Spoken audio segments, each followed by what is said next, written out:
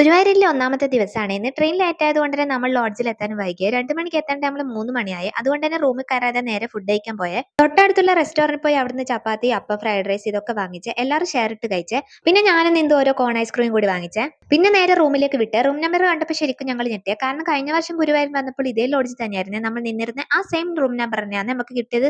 അങ്ങനെ റൂമിൽ കയറിയപ്പോൾ കഴിഞ്ഞ വർഷത്തെ ഓർമ്മകളിലൂടെ മനസ്സൊന്ന് ഓടിയേ. പിന്നെ വേഗം തന്നെ എല്ലാവരും റെഡിയായേ. സെറ്റ് സാരി ഇടണം എന്നായിരുന്നു എന്റെ ആഗ്രഹം. പക്ഷെ നല്ല ചൂടൊക്കെ അല്ലേ, അതുകൊണ്ട് ഞാൻ ഈ ഒരു സോഫ്റ്റ് സാരിയിലേക്ക് മാറിയേ. ക്ഷേത്രത്തിന്റെ പടിഞ്ഞാറൻ നടയിലാണ് ഞങ്ങളുടെ ലോഡ്ജ് വരുന്നത്. ക്ഷേത്രത്തിൽ കയറും മുമ്പേ നമ്മൾ എല്ലാവരും തുളസിമാല വാങ്ങിച്ച. പിന്നെ ഞാൻ നാട്ടിൽ നിന്ന് പോകുമ്പോഴേ കണ്ണന് സമർപ്പിക്കാനായിട്ട് അവില് വാങ്ങിച്ചിരുന്നേ. പിന്നെ ഈ ഒരു ജപമാല ഞാൻ എഴുതിയത് കണ്ണൻ ഇട്ട് കൊടുക്കാനായിരുന്നേ. അങ്ങനെ നേരെ ക്ഷേത്രത്തിൽ കയറിയേ. അങ്ങനെ കണ്ണനെല്ലാം സമർപ്പിച്ച് നല്ലവണ്ണം പ്രാർത്ഥിച്ചേ.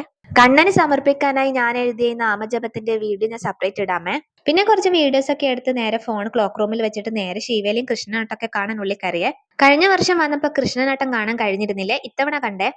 ആദ്യം കഥ കേൾക്കണം, എന്നിട്ട് വേണേ കൃഷ്ണനാട്ടം കാണാൻ.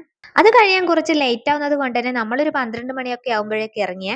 തിരക്കൊഴിഞ്ഞ രാത്രി സമയത്ത് ഗുരുവായൂർ ക്ഷേത്ര അന്തരീക്ഷം ഭയങ്കര രസമാണ്. പിന്നെ രാവിലെ വീണ്ടും ക്ഷേത്രത്തിൽ പോവേണ്ടതുകൊണ്ട് തന്നെ നമ്മൾ നേരെ റൂമിലേക്ക് ഉറങ്ങാൻ പോയേ. ബാക്കി അടുത്ത വീഡിയോ കാണാമേ.